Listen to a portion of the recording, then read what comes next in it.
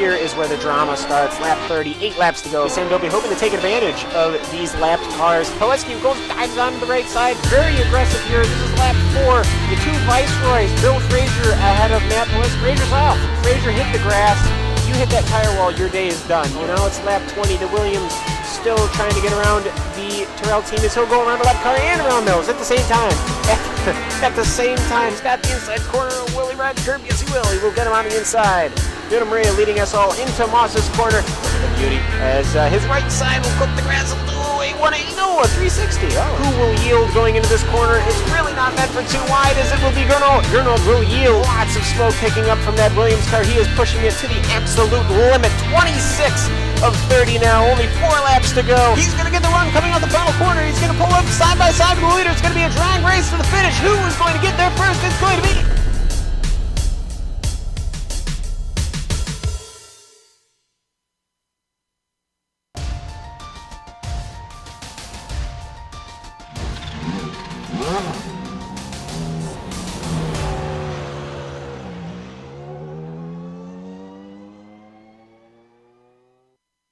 We've come back to Canada, but instead of the tight walls and endless chicanes of Montreal, Mosport's sweeping corners are the battlefield.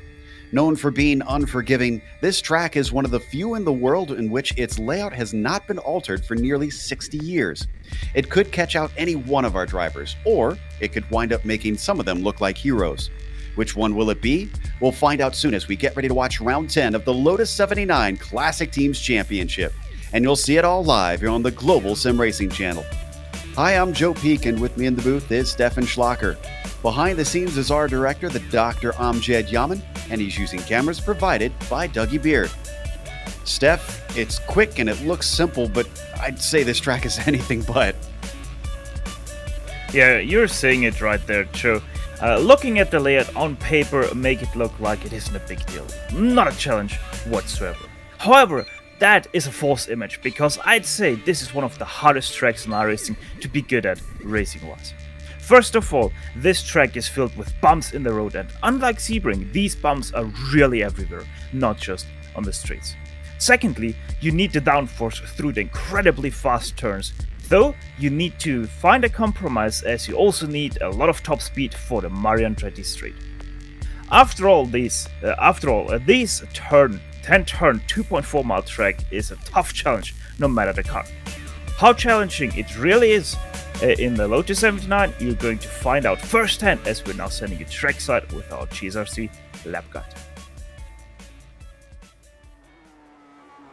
All right, we've got Amjad Yaman in the GSRC Lotus 79, so let's do a lap around Mosport.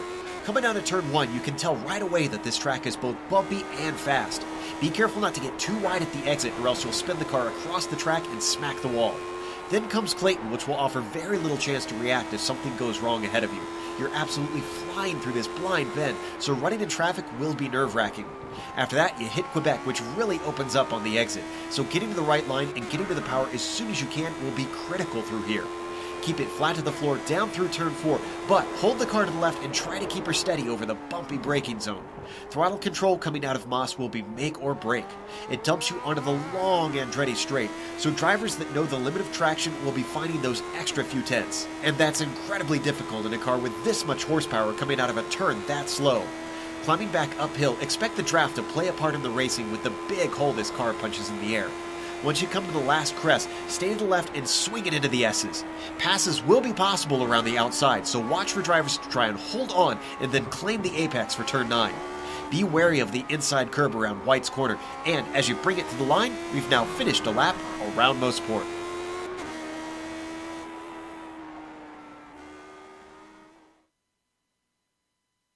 They see a lap around Mosport, Canadian Tire Motorsports Park, as it's officially known.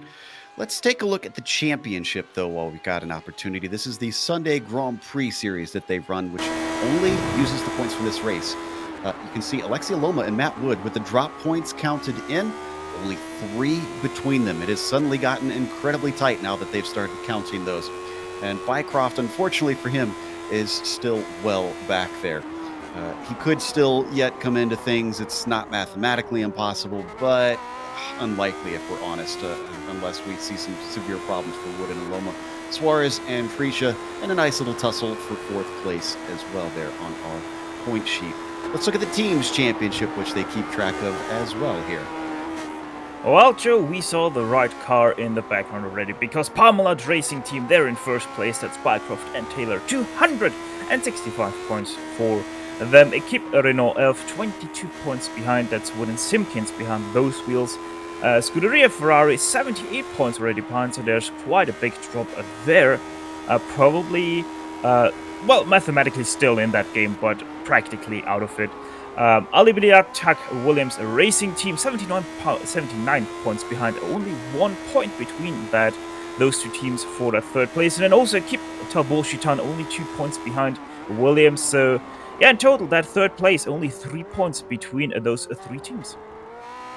Now, if you've never watched this series before, don't worry. We've got a few race details here for you to help get you started. We are in round 10 out of 12, and they have 38 laps that they're running today. It's quite a few of them because they get across the line pretty quickly around here in these cars. Now, even though it is open setup and they can try to tweak that downforce and the general setup of the car to their liking, like Steph mentioned, they have an incident limit out here. This shouldn't be too much of a problem at this track because, well, they haven't added the paved runoff that they have in the most recent form of this track in the real world. This is a bit of an older scan, which means that you pay by slipping off into the grass and probably into the tires if you go off track. Before we get to the qualifying, just a quick reminder that we have a merchandise store here at GSRC now. We've got a link below in the description if you want to check that out. One of the items that we have that we've recently added is a polo shirt. Now, we've done some cool research on this and figured out what would be most helpful to the people who would wear this polo shirt, and it will automatically file your TPS reports. We thought that that should be incredibly handy for everybody who wants one of these. So make sure and snag one if you find yourself needing one, and we'll hopefully see those TPS reports in on time. Looking at the qualifying, Antti Lepisto just snagged pole as I looked over there now, away from Steve Bycroft. Morera gets bumped down to the 2nd row by that one. I do not, however, see Alexia Loma or Matt Wood here today. So our 2 championship rivals have gone amiss. Yeah, you're saying it there, Joe. The 2 championship rivals are not here, so that's at least going to keep that completely open still. And yeah, Steve Bycroft, it's his time to shine. Right now, 2nd place. And you know, Joe, while you said that with our polo shirt, I think we need a hoodie that replaces tarmac runoffs with grass and I would like that a lot. As we watch Gernot Freesia come around, that puts him into 5th position with his first lap. He's still got time to run one more, just over a minute that they run these lap times around here. So really, that's what I was talking about with the laps going by quickly.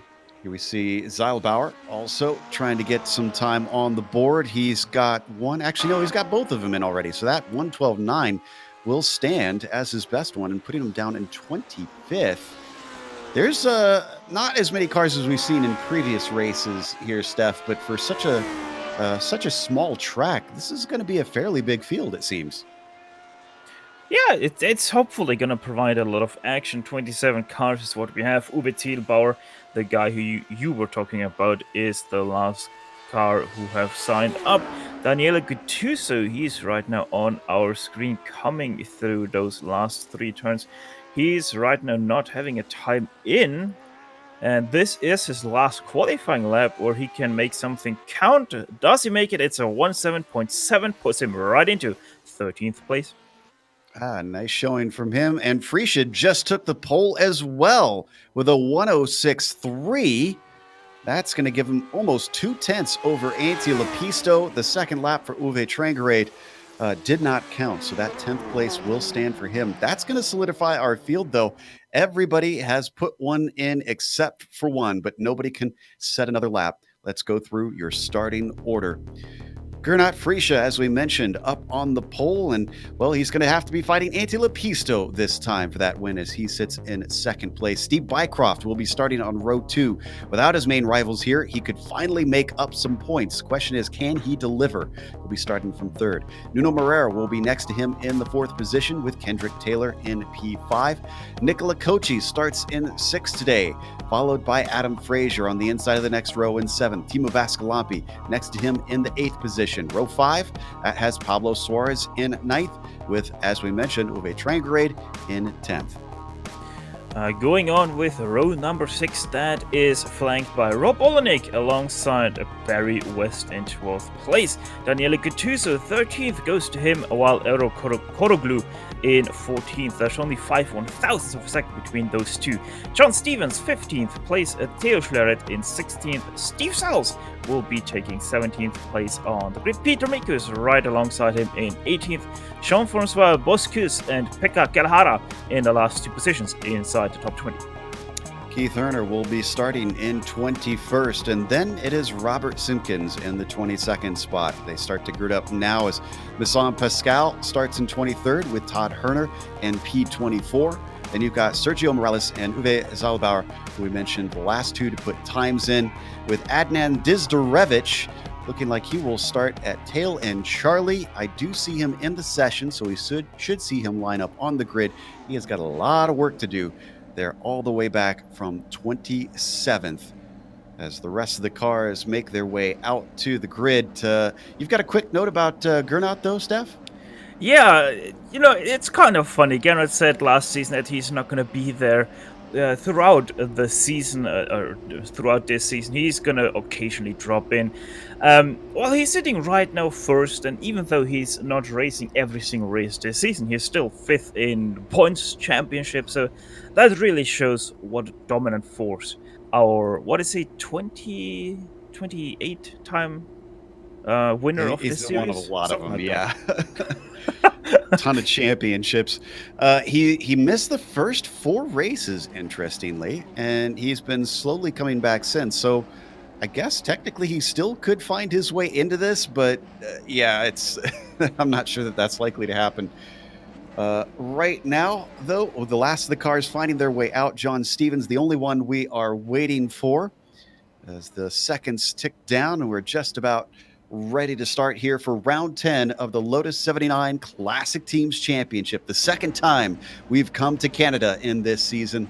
Last time it was at Montreal. This time, Canadian Tire Motorsports Park. Stevens taking his time to get out here. Oh, and he just lost his connection, so he's not going to get out here. We're only going to have 26 cars start on the grid as the lights are up. Green flag is out. How is it going to be off the line? Gernot Friesche, very good. Horrible for Antti Lepisto. He gets swamped as Steve Bycroft immediately looking to move into second, but he's timid down to the inside of turn 1. They're going to go side by side as they come up to Clayton Corner. This is going to be tough, especially with Steve around the outside. He tries to find the grip, and he does. He gets in a second. Big incident in the back. I see Barry West involved in it. And looks like Pablo Suarez as well off the track. I think a few more got in there, but we'll get back to that in a second. Up at the front, Gernot Friesche stretching away. Still a battle for second as Antti Lepisto took a dive into Moss on Steve Bycroft, but it doesn't pay off. Yeah, Gernot Friesche really pulling away. By the way, it's your 18-time Classic Team Championship champion. So, yeah, I had 22 minutes there, 10 too many for him there, but still, Steve Bycroft on attack from Antti Lepisto. This time, though, Lepisto not close enough. Eagle-eyed viewers may have seen a problem for Uwe Trangerade. He had a few cars run into him in Moss Corner. We'll get to it in a bit as we're still trying to catch our breath here through the first lap. Your order as they cross the line is Friesche, Bycroft, Lepisto, Moreira, and Kochi for your top 5. What a tense first lap for these drivers. Friesche trying to do his best to get away before he starts to run into the lap traffic. A few of the drivers now taken out means that's fewer cars that he has to try and lap here. Oh, Mikus just hit the wall outside of turn 2. Caught the grass a little bit too deep into turn 2, caught the grass, and that was it for him. See here on the replay, just a little wide like you were talking about. Yeah, those 2 wheels off, and it was like a magnet out there. Oof. Let's take a look at the first incident in that same corner, Clayton Corner. That's one of those ones where they have paved runoff to the outside. Now, I'm kind of with you, at least here in the simulation. I much prefer that they have the grass out there, as it makes it much more of a challenge. Now, what kicked this off? Well, it was Adam Fraser who initially did really start this with a big wiggle there in front of Vasculampi. Then Suarez running into Vasculampi. And yeah, that's just an unfortunate situation. And actually, Suarez, that was quite some air he caught from that bump on the inside. Now we're watching train grade. This one I did get to see. He spins himself, and then he's stuck right on the racing line, exactly when the entire field is coming towards him. You can see a couple little more tips, but he gets it going. And eventually has to drag it to the pits, unfortunately. He's since been in there getting repairs. Peter Mikus is joining him as we now come back live to our leaders. Half a second gap from Freesia to Bycroft. Steve doing what he needs to do to try and regain some points. It's not maximum points, but one spot better is certainly a step to the positive. Riding on board our leader, looking back at Bycroft Brabham. As they come out of the final corner, White's corner, and onto the front stretch once again. He's not out of the woods, though, Steve, because Antti Lepisto, you can see, is relatively close behind him, keeping him honest.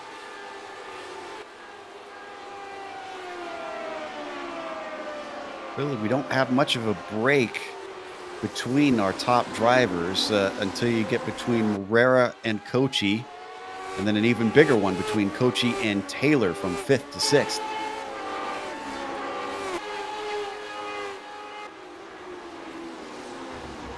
We watch them now come through Moss Corner and up the Mario Andretti straight, the longest straight here on the track, and yet even that is not very straight as it winds back and forth, climbing up a very long hill until, Steph, they finally reach one of the few places where we see pass attempts here down into turn 8. Yeah, but you have to be careful because if you're on the outside of turn 8, you get the inside for turn 9, and then you once again have to be careful because the other guy has the inside for turn 10. Interesting section of turns for sure, but I don't know, it's not really ever a place for passing because you always have to make sure that you're able to make that pass before the turn ends, because then the other guy once again has the inside for the next turn. Well, Dizderevich managed to do that. He's been working his way forward. He got past Morales into that turn 8 and took 17th spot. So Dizderevich making up for whatever happened in his lack of qualifying. Almost halfway through the field now, honestly. There we see down in 15th, Simpkins as well, with a nice little fight with Todd Herner, and then up ahead of him, Jean-Francois Boscus, heading up into Moss Corner. Looks like a lot of drivers, though, kind of settling into a rhythm here. Not too surprised at that, Steph. It's hard to race side by side around this track. It sure is, as Eero Koroglu has to run on Daniel Gituso for the 9th place. Can they switch positions?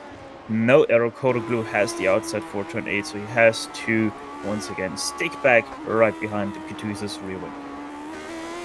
Right on board with Errol as he rides in the wake of Daniel Gattuso. Gattuso getting in his qualifying very late today. As mentioned it earlier, you can see it's a little dim on track. It's kind of early in the morning here for this race. 8:43 virtual standard time here in Canada.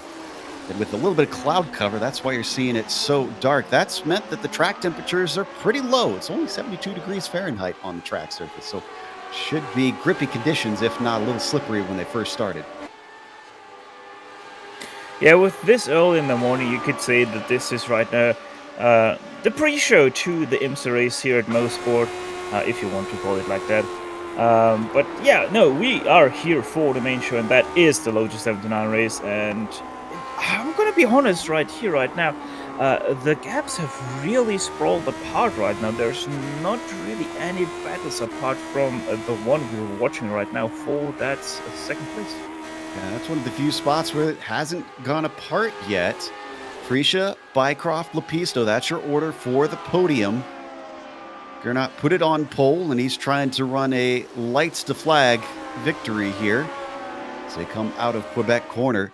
He manages to pull a little bit of a gap on the first half of the lap here on Steve Bycroft. It was down at 0.6 of a second. He's already gained 0.3 on the number 3 car.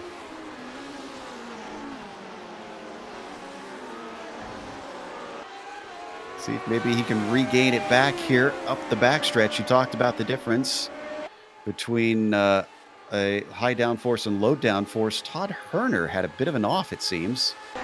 Oh, he's one of the rare few that managed to survive Clayton with an off. Yeah. Not a bad catch on his part.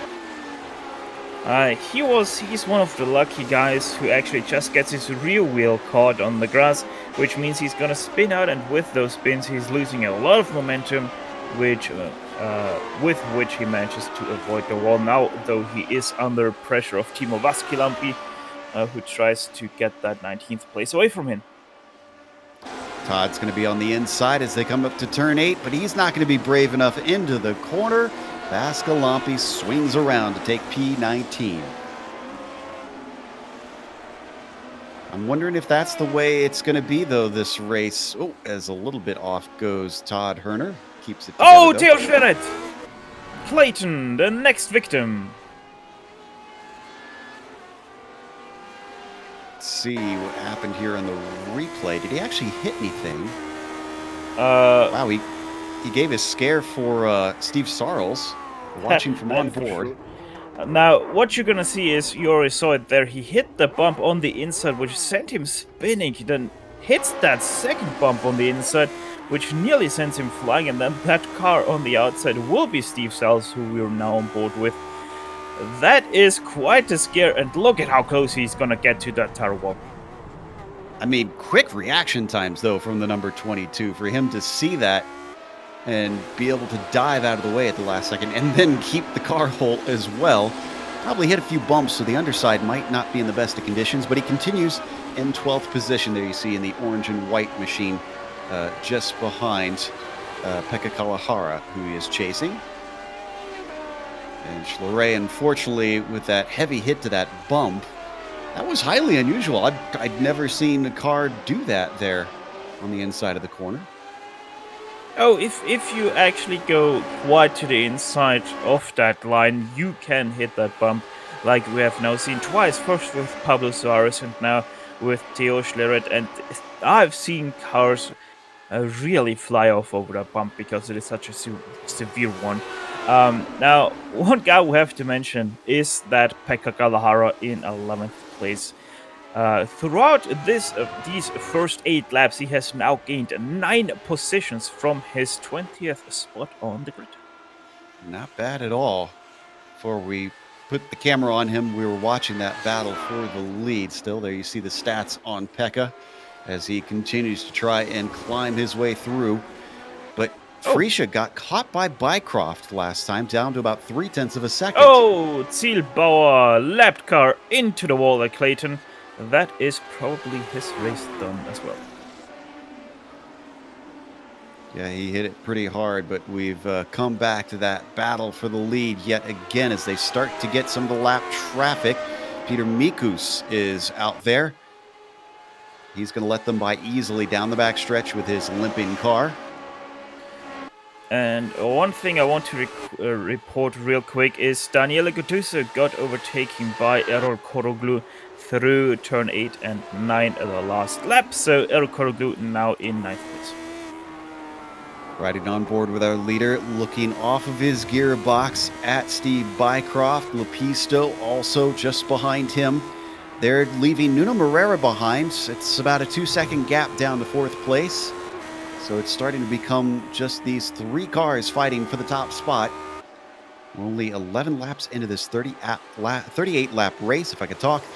So there's still quite a ways to go and a lot that can happen.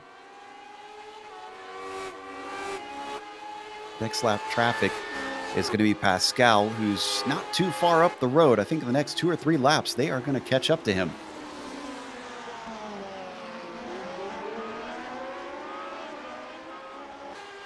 But back to the point I was talking about a little bit earlier, Steph, I almost wonder if Bycroft maybe has a slightly different setup than what Freesia has. Because it seems like, yeah, watch here. Let's see if he gains. Started about 0.6 of a second. And no, he doesn't. Same top speed for Steve Bycroft, so seems like he's running his car a little bit lower to the ground, thus creating more downforce, and thus being able, or not being able to get that much faster. So Bycroft most definitely having his car set up for the turns, and I think that is hurting him quite a lot, as Geraint Freesia with the new fastest lap of the race, 1 minute 6.946. And Joe, I think we actually do have a battle for 6th place a little bit further down.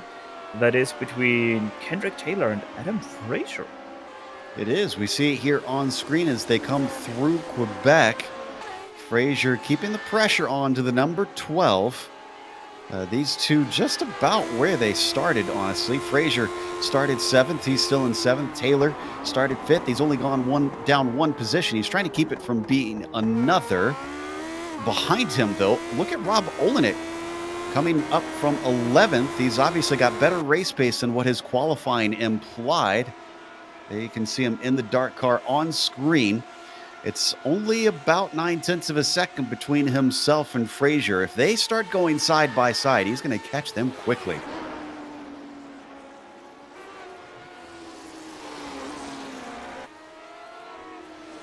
Up onto the main straight once again. Fraser getting closer and closer. He's got it down to 0.4 of a second now. You mentioned Bycroft running his car a little bit low. Is that a little bit of a danger around here? Does it make the bumps worse? Can you damage the car by putting it too low to the ground? Honestly, I don't know. I haven't seen that happen yet to a Lotus 79 here. Maybe is my best answer right there. All right. We'll see if the Peanut Gallery has anything to say about that as we continue to watch this fight for 6 coming around Moss. Good exit from Taylor. That's going to allow him to pull away from Fraser yet again. Oh, and Koroglu, after his good run, finds it all come to naught, and he's got a friend off track with him. That's Seilbauer. He was a lap down. Uwe Zielbauer. Yeah, that is not how the track goes, Uwe. Ooh, yeah, hit a bump, and poor Kuroglu was the first to come into him. Gattuso, did he manage to avoid? No, he also got tagged on the rear. His car is badly damaged. Oh, yeah, he took a tow. There you could see the slight contact. Must have just got him in the suspension. And there, the car is not handling how he wants. Oh, what a shame. So we come back live, back up to the front. Steve Bycroft now looking in the mirrors a little bit as Antti Lepisto getting closer. Less than 0.4 of a second. Not going to manage to run him down into turn 8. These three have been absolutely glued together since the drop of the green. They continue to drop Morera as well. It is now 4.5 seconds back to Nuno. And that 4th place is really in no man's land.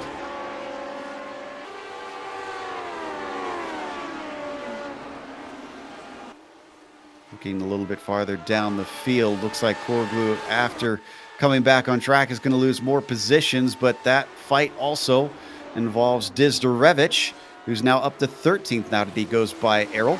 Robert Simpkins just in front of him. Could it be a 2-for-1 here?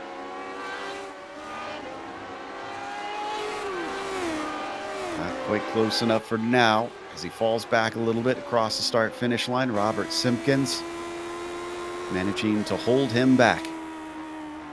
And Aero Koroglu behind, badly damaged. He lost about 2 seconds right there just in turn 1 on Adnan Dishtarevich, as he's now also getting overtaken by Keith Herner and by Timo Vaskilampi. So now Aero Koroglu already back to 16th place. Worth mentioning about Robert Simpkins, not just Dizdarevich, who's been making a steady climb here. Simpkins has gone from 22nd to 12th today already. So awesome job by the number 21.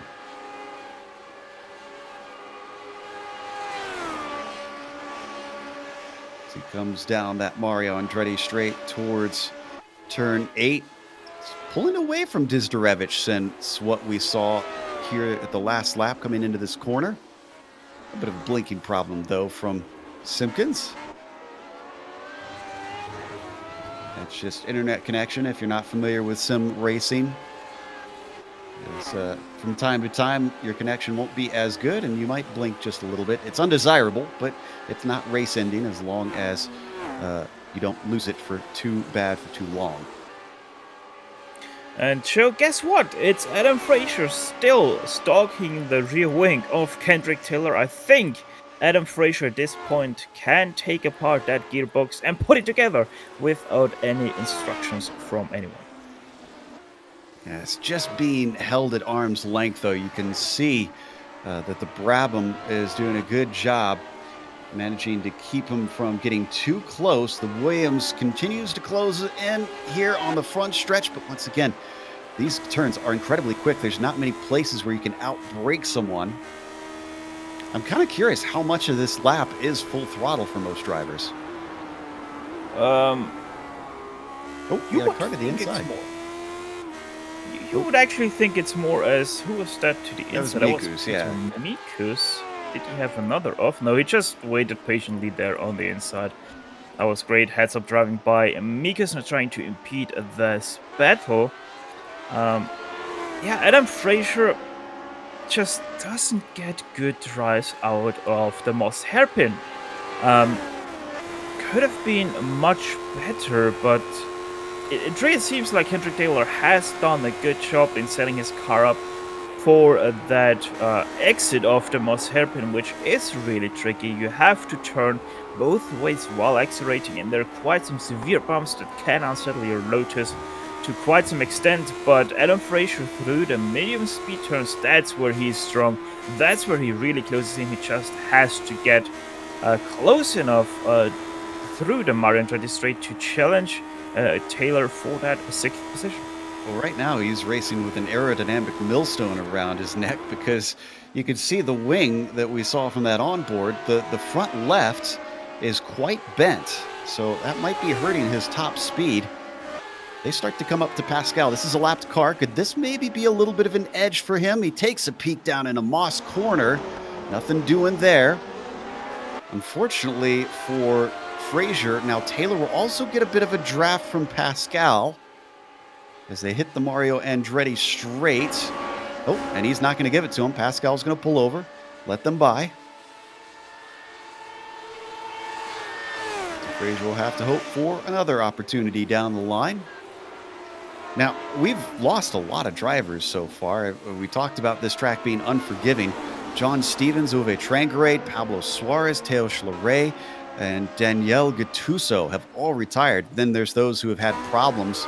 Peter Mikus, Zielbauer, Barry West, and Masson Pascal have all been in and out of the pits and are laps down.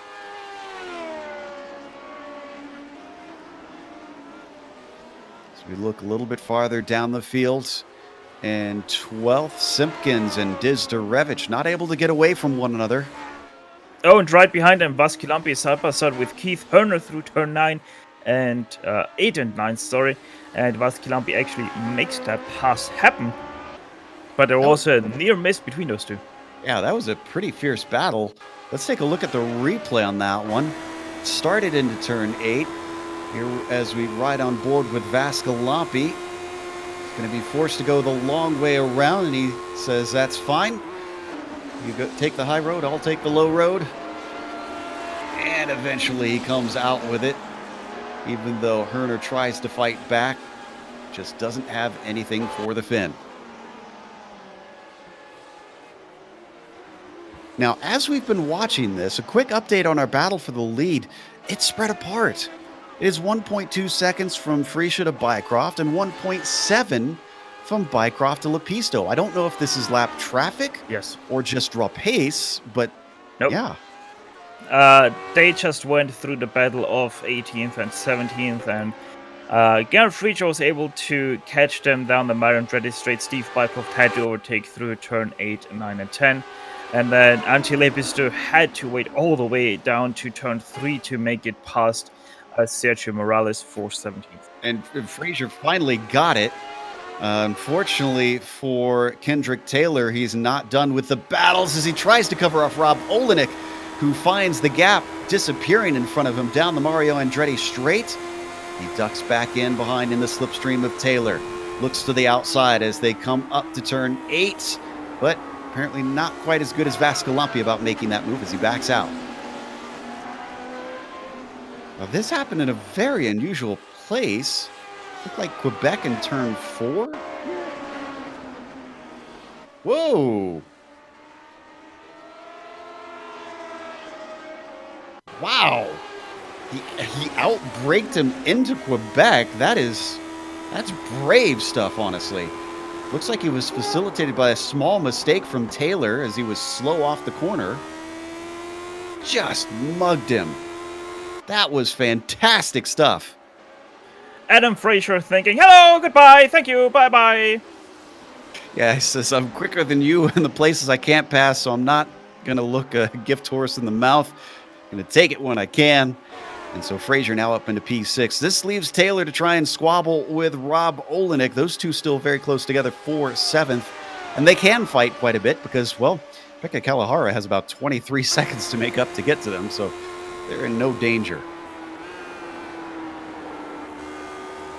Meanwhile, up at the top, looks like our third place driver just set the fastest lap, Antilo Pisto.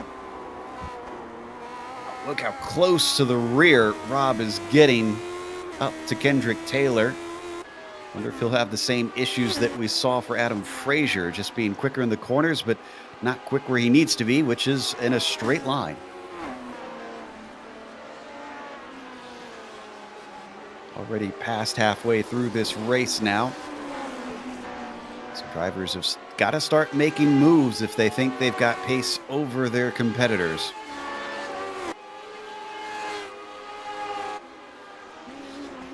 Talked about the field spreading out. We're down to only 15 drivers of our 27 starters left on the lead lap.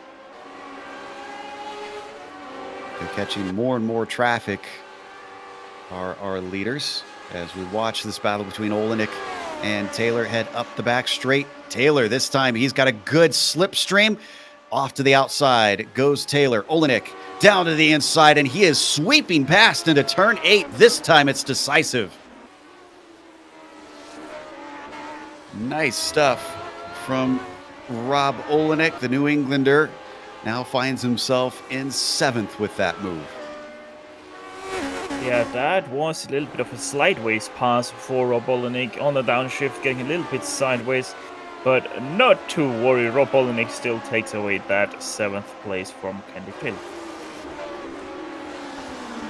Just before they come up to the traffic of Koroglu, I'm sure. Oh, and Bycroft just lost 2nd. How did Lepisto get by? Oh, this was lap traffic. They came up to Zielbauer, and Zielbauer was right at the apex when Bycroft wanted to be there. Some net code is going to make them connect. You'll see it here. That's what caused that car to hop.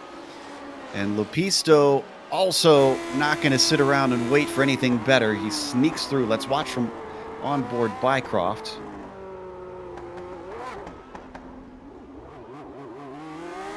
Real shame because he gave him plenty of room.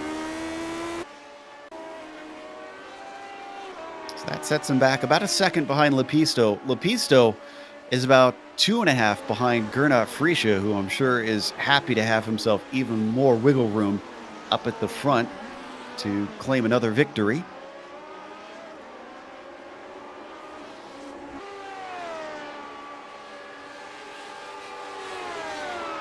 Meanwhile, Oh, no, this isn't a passer position. I'm just watching more cars go through lap traffic. So we wondered if that lap traffic would play a role in today's race. And so far, not only has it affected the leaders, but some of our drivers farther down the order as well, unfortunately running into trouble with that.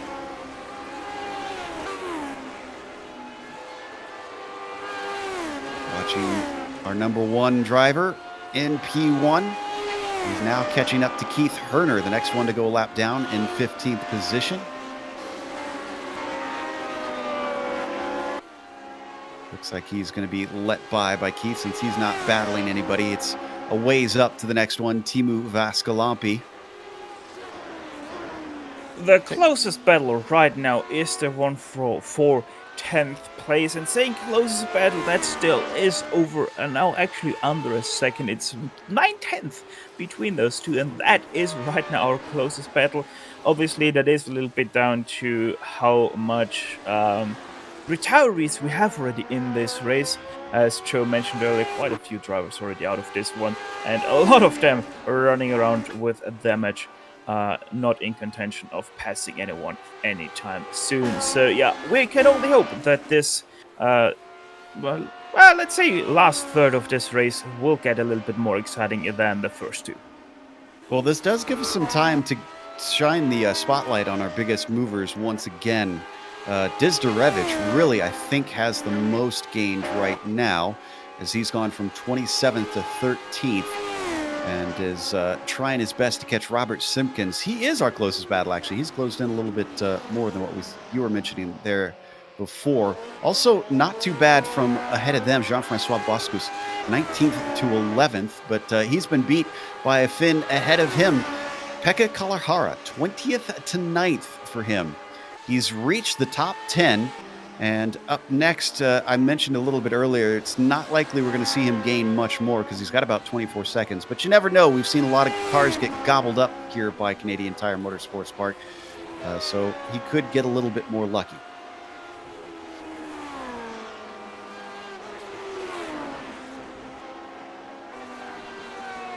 So some drivers having good days, some drivers having bad days. It's a bit of a mixed bag out here. So we jump up to Simpkins once more. With Dizdarevich closing in.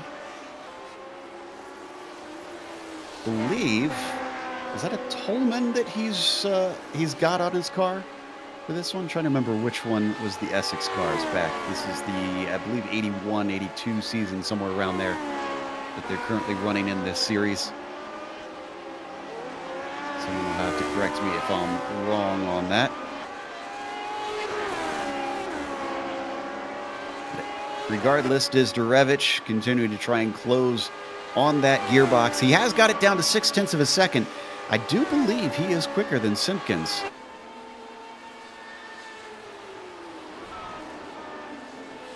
See if he can do it in the final 11 laps of this race. Once again, gaining a lot of ground. Wow, the corners looking incredibly strong, down to 0.3 of a second. They're getting company. Our leader is coming up behind. We'll have to be careful with these two battling. Dizdarevich sizes him up just as they come by Zielbauer. He's going to pull out of the way, let them through nice and cleanly.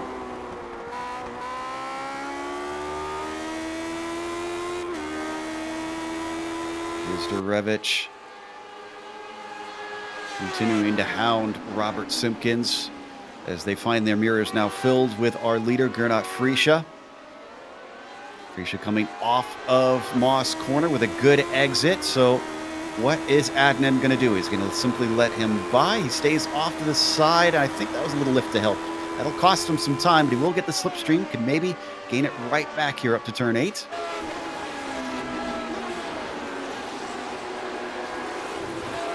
Doesn't gain a lot of time. Friesche splits them momentarily. What about Simpkins, though? Oh, a little bit of a mistake off of White's corner. He knows it. He's not going to fight. Gernot Friesche now puts him a lap down. The battle resumes, and it is down to Simpkins and Dizdarevich to settle this one out. Oh, and nope, they've got Lepisto right behind them, so it's going to happen all over again.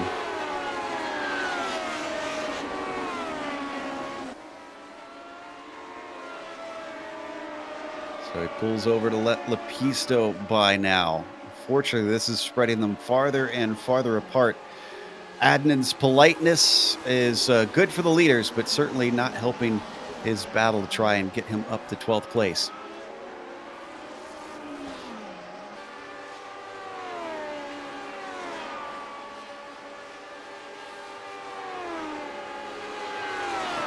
Down to only 11 cars left on the lead lap.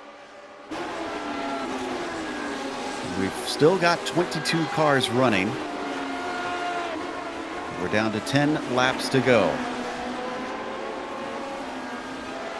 Certainly a lot of these drivers in the back seem to be simply trying to get themselves some safety rating today here, Steph, because they've already passed all the cars that have DNF'd, so they can't gain any more positions.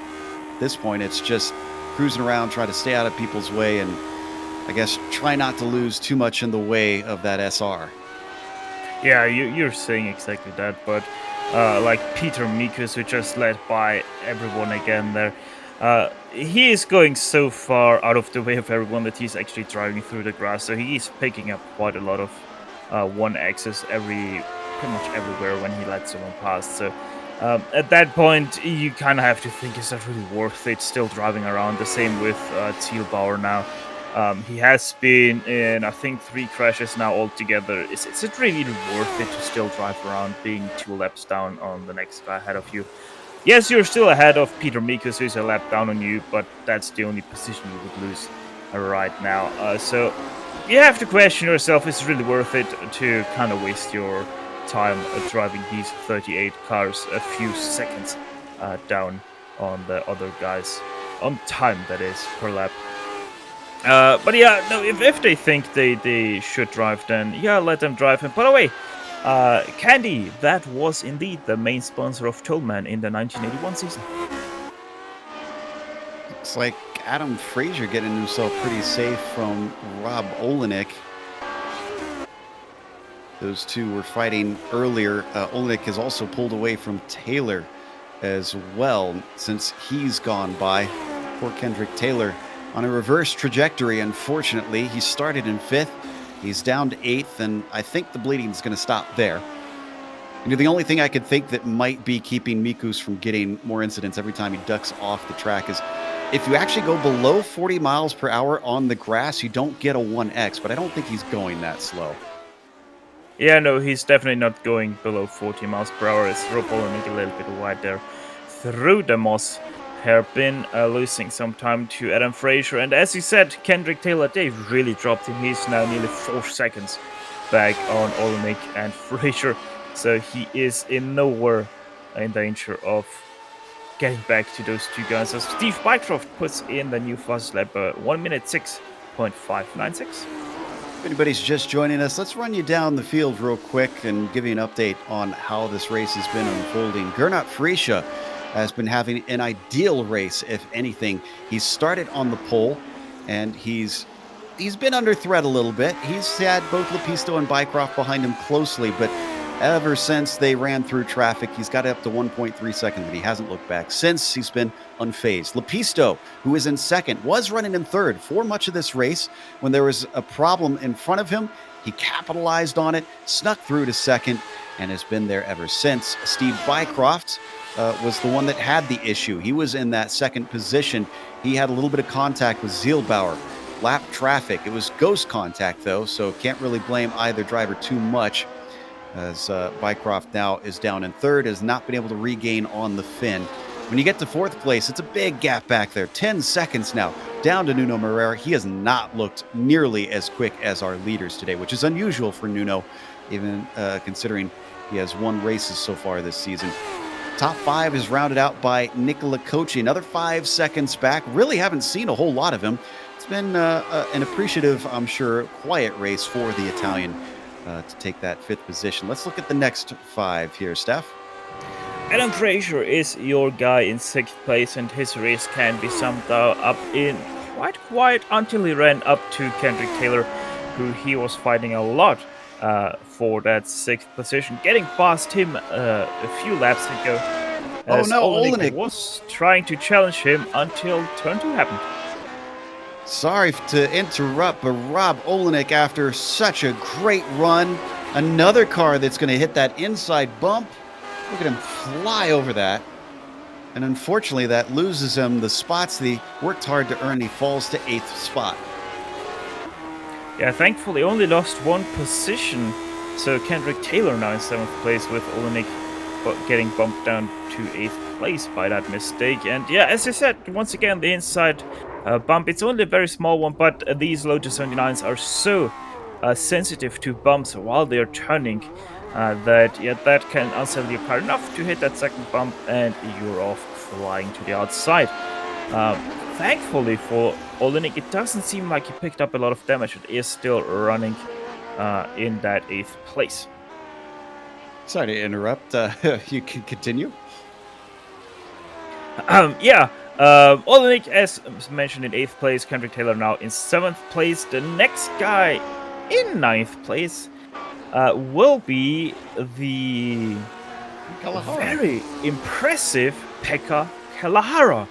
Started in 20th, now in 9th place, gained 11 positions in an extremely quiet race for him. He didn't show up once on our screens unless we did mention him because of how many positions he already gained. So yeah, Pekka Kalahara still continuing an impressive race. And that winds up with 10th place, where we have a little bit of a fight brewing, just having been put a lap down between Sarles and Jean-Francois Boscus. Let's see where these guys have gone since the start. Jean-Francois up from 19th, and Simpkins, or excuse me, no, we're looking at Sarles rather. Sarles up from 17th. Both of them taking advantage of others' misfortune today, it seems. We ride on board with Boscus now as they hit the heavy compression into Moss Corner. One thing I love from the onboards at this track is it really gives you a sense of the elevation change around this circuit. Can't imagine what it's like as a fan having to go up and down these hills.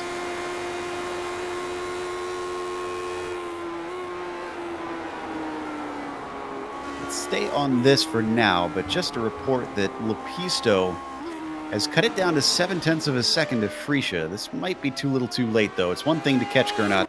It's a whole nother to try and pass him.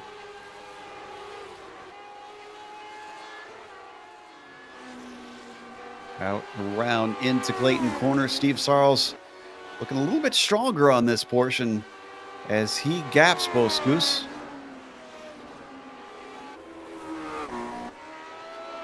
Jean-Francois looking like the car's starting to struggle a little bit. Up ahead, the battle for first place was starting to close, and yeah, you just saw it right there. Pekka Kalahara and his former countryman, Antti Lepisto. They had a little bit of unfortunate lapping situation there with Lepisto getting really held up behind Kalahara. Yeah, and so Kalahara did get out of the way, but it has increased it to 1.1 second between Freesia and Lepisto. Gernot now has 2 laps to go, though. So not much more that he has to survive. And with a 1 second gap, it's looking pretty unlikely that he'll be caught. He does have some more lap traffic. This is Pascal going another lap down. Miku's also staying out of the way just to the side, you can see there. Credit to these SPAC markers, though. For the most part, they've mostly been staying out of the way where possible and trying to make it as easy as they can for their fellow racers. Freesia getting ready to see the white flag now. Lepisto closes it down into 0.7 of a second yet again. This is, honestly, I believe, our closest battle on the track now.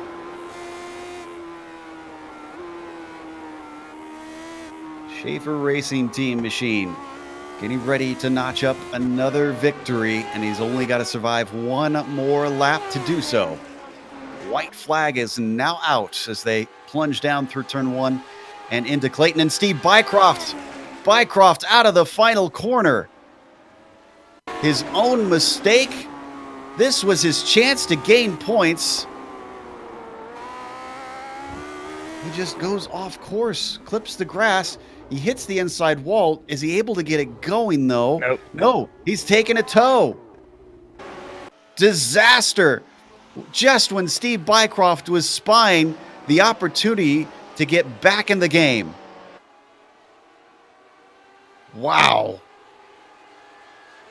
Well, Gernot Frische having no such issues so far as he comes up behind Zielbauer yet another time and puts him another lap down. It has increased to 1.9 seconds back to Lepisto. It's been a horrible lap for Lepisto. He was much closer. Actually, is he almost out of fuel or something here?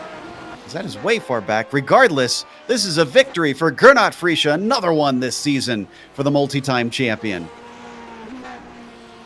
Nuno Moreira with a surprise podium.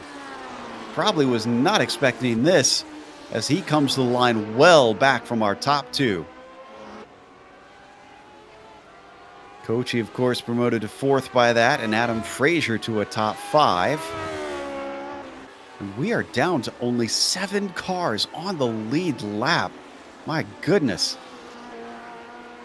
Incredible pace from our leaders. Rob Olenik's going to be the last one to cross the line here as everybody else gets ready to pack up and head home. We're going to take a quick break ourselves, but we're not going away quite yet because we're going to have the official results as well as driver interviews. Stick around because on screen you're going to see all the upcoming races here on the GSRC.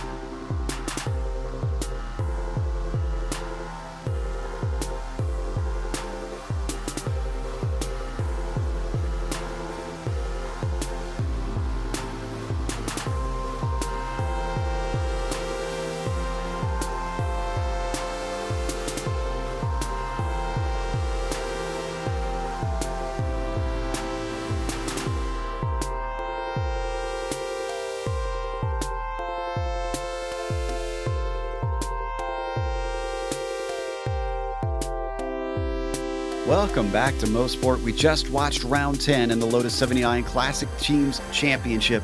It's the Sunday Grand Prix Series, and today it was well won by Gernot Frische. Nobody had the pace to try and overtake him, though they could at least keep up with him. Antti Lepisto only 2 seconds behind at the line, and it was closer than that for much of this race. Behind them in third, it was Nuno Moreira, who did fall back by a decent margin, with Nicola Kochi taking a 4th position. Adam Frazier with a P5 was followed by Kendrick Taylor in 6th.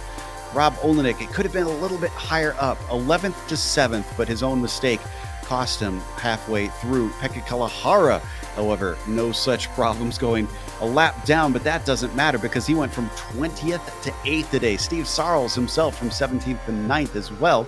And then Jean-Francois Bosco's joining the party of this high climber club and goes from 19th to 10th. Two more are joining that high climber club, with Robert Simkins from 22nd up to 11th and Adnan Dishtarevich from 27th up to 12th place. Timo Vaskilampi, the first driver to really lose some positions. He started in 8th place and only finds him in 13th in the results. Keith Herner from 21st, he finishes in 14th as also no small feat there. Steve Bycroft, though, he is going to kick himself quite heavily after this one. He started in 3rd place, was running in 3rd place in the very end, but then a crucial mistake sent him into the wall, has to tow the car, and only finds himself in 15th, 2 laps down. Masson Pascal 16th, Todd Turner finishes in 17th, and Errol Koroglu, after early mistakes, he only finds himself in 18th place. Barry West 19th, and then running out your top 20 drivers of this field, Sergio Morales, who I think is already the second one to not finish this race. And then we got a pair of Dory Awards down here in 21st and 22nd with Zielbauer and Mikus. Gattuso with a DNF, unfortunately. Same thing with Schleray, Trangarade, Suarez, and Stevens behind them. Not the best of days for them, but a great day for our winner, Gernot Friesche, who now joins us in the booth. Gernot, congratulations on the victory. But I kind of wonder, at some point, did you just have to rip the mirror off the car because you were being kept in check by those two for much of the race? Yeah, Joe. Of course, they always applying huge pressure on me every single race. So, yeah, always good to finish on top. It's not easy. Certainly didn't look easy today. And there was a lot of lap traffic. It's a very quick lap around here. Were you surprised by how much lap traffic you were hitting, or did you kind of expect that coming in? Of course, it had to be expected. On the other hand, yeah, it was more than I thought. There were many cars on track. Some of them quite a bit slower, so it was really busy. And yeah, most of the times it went really well, but there were some hairy situations as well. So you have to be lucky in those situations. And yeah, Steve was not very lucky in the beginning, so yeah, that compromised his race. Yeah, it was unfortunate. But in the end, you did come away with the victory. The last 3 rounds, including today, are all going to be similarly very quick tracks, it looks like. Spa and Monza to close things up. Are you looking forward to those 2 classics? Well, Spa is one of my favorites. I really like that track, although it's really low downforce. Yeah, Mosport is as well. Monza, it's not that good for me usually because it's zero downforce, running crazy ride heights, and not exactly what I really appreciate with that car. But yeah, it's an interesting track and makes up for interesting races with all that the drafting going on. Yes, definitely an unusual one in terms of road courses. But again, congratulations on another victory, Gernot. We hope to see you in the remaining 2 weeks. Yeah, I hope to see you. Thanks a lot, guys. Congrats to Antti and Nuno as well. Another driver we should congratulate is Nicola Cocci, the Italian, coming home 4th, and Stefan has caught up with him. Yeah, Nicola, now you were one of the few people, actually only a handful of people, who had what I would call a very boring race. You started in 6th place, finished in 4th place because of Steve Mycroft crashing out in the last 2 laps ahead of you. Nicola, how would you rank this race in terms of being clean for yourself? Well, I almost died. I almost died 3 times, I guess, because of strange behavior from the back markers. But I know a little bit of this stuff already, so I was taking extra careful to when I was approaching those guys. And I saw them, a lot of back markers continuing to race with a very damaged car, and that's not very safe either. But yeah, I just had like a one overtake on the start, and I was pretty much by myself the whole race.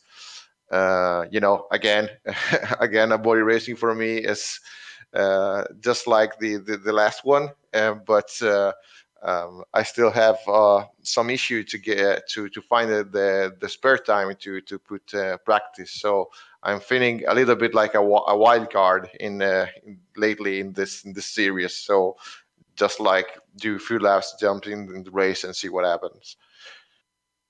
While doing a few laps and still finishing 4th place is no small feat there whatsoever. Nicola, looking forward to Spa, a track that I would say everybody on iRacing who has been part of iRacing for more than just a few months knows that track blindfolded. How are you looking forward to that? Yeah, Spa is I think it's almost like the favorite track of the whole the whole service, and I like Spa a lot as well.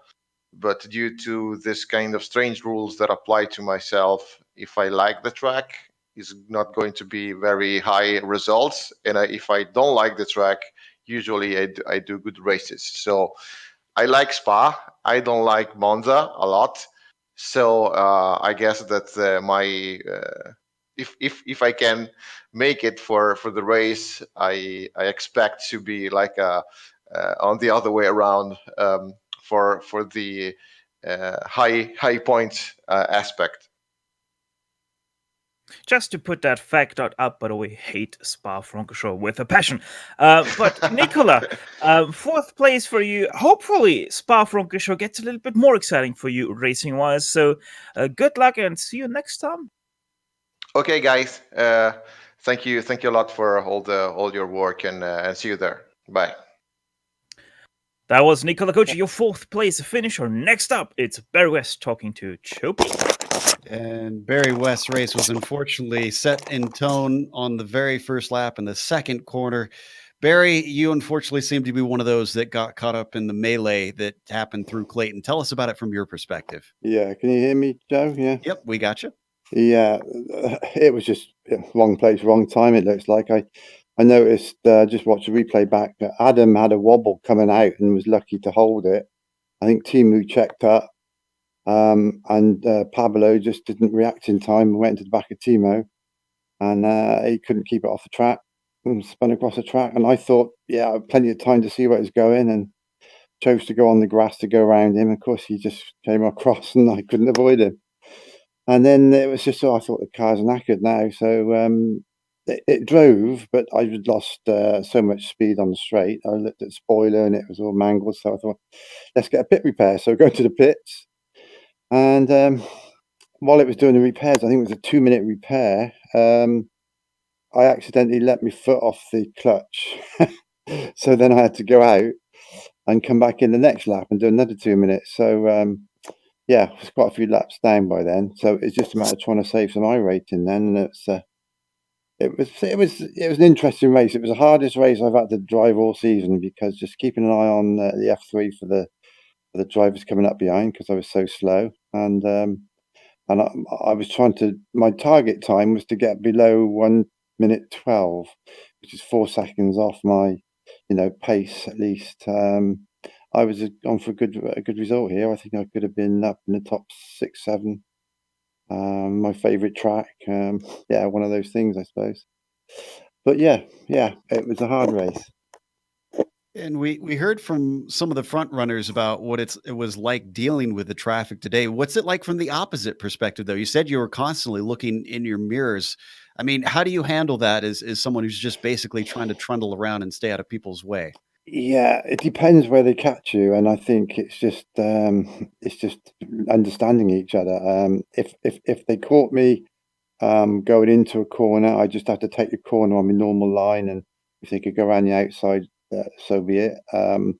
If obviously I could move over on the straight, you getting like blue flags about 1.4 seconds, which is probably I just until it's about a second, and then I just move over when you can. So if you look at the lap times, you can see where I was slowing right up on the straight to let people by, because it's okay when there's one car going by and you don't want to move back out and try and get a toe off them because there might be another one behind. So you've got to keep a real close eye on your F3.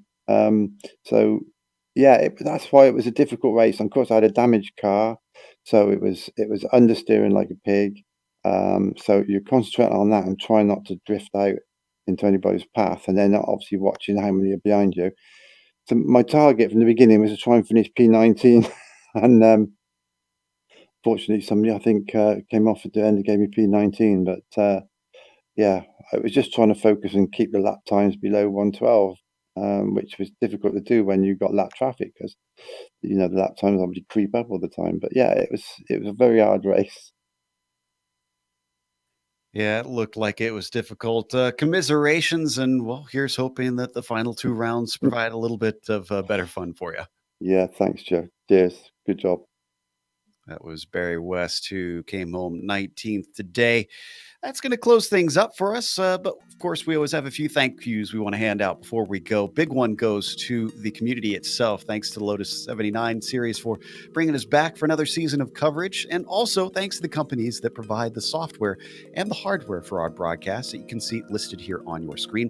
Additional thanks go to June Milan, who provides our wonderful music. See the screen for how to get a hold of more of her great work. And also thank you to the team today, Stefan Amjad and Dougie. If you'd like to find out more about GSRC, including upcoming races, you can find it at globalsimracingchannel.com.